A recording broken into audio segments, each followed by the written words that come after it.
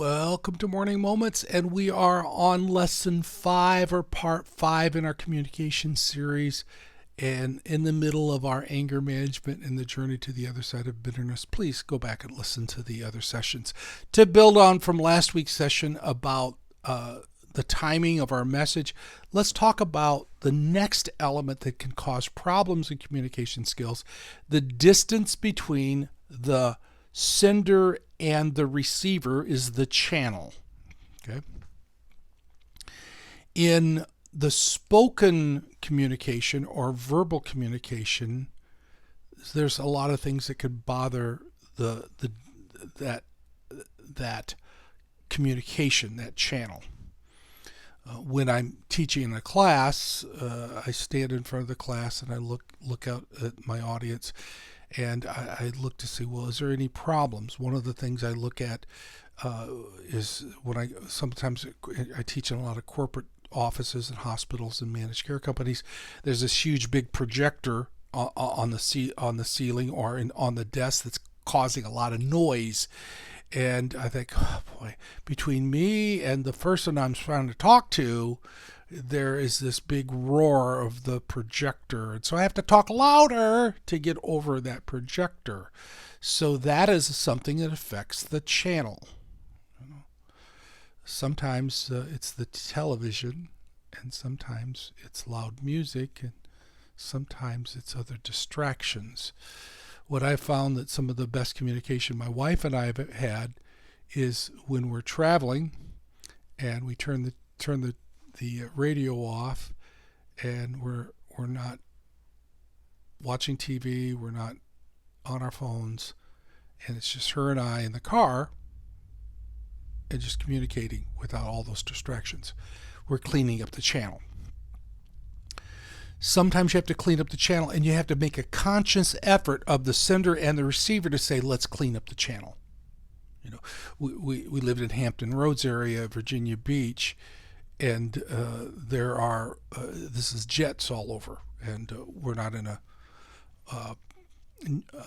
fly zone now. We used to live in a fly zone when we lived here in Virginia Beach before, and sometimes I'd be on the phone talking to somebody and the jets would fly over, and you just have to stop talking because the jets were so loud. Those are outside noises that you have to be aware of. If I keep talking when the jets are flying over, you're not going to be able to hear.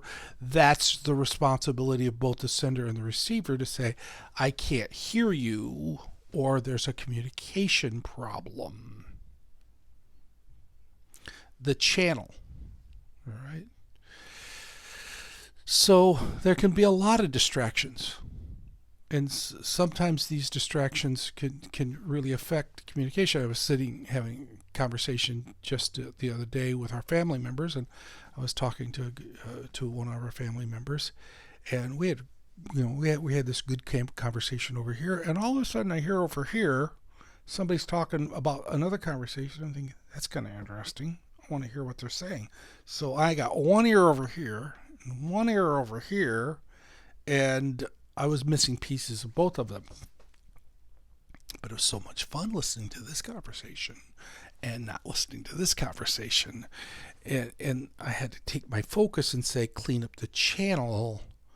What are we listening to?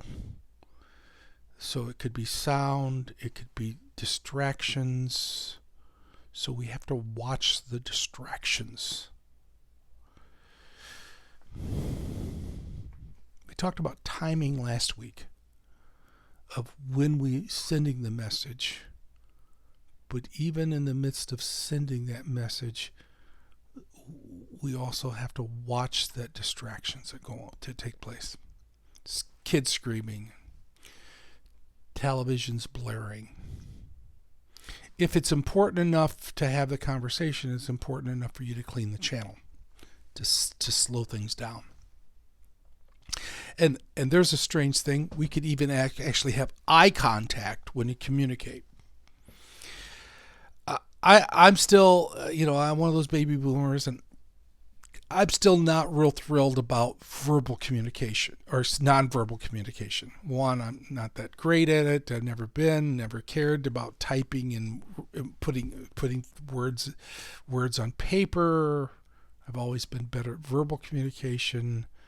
There are some times that I just say, you know what, I could spend all this time with an email or with. But this is going to be a complicated communication, and I know we're going to have to go back and forth 5 or 6 times. I'm going to pick up the phone and talk to the person. Okay? Maybe I do that a little too often, but that's just me. Sometimes picking up the phone and actually speaking to the person, so that maybe we do not become misunderstood. That's cleaning up the channel. So there's a lot of ways we could clean up the channel to help with our communication skills. So look around. If you're having problems communicating with people, it could be the part that we're talking about today is the channel, the volume, the place. Maybe you better pick a better timing and place to communicate, and maybe that person needs to know that this is an important conversation for you. So clean up the channel as you're sending the message, so that the receiver can receive the message that you would like to receive. So hopefully that helps you today as we talk about the channel. Tomorrow, or next week, we're going to talk about that receiver of the message. When they receive the message, it's important to know the receiving of that message. We'll see you next week for part 6 of our communication skills sessions. Thank you.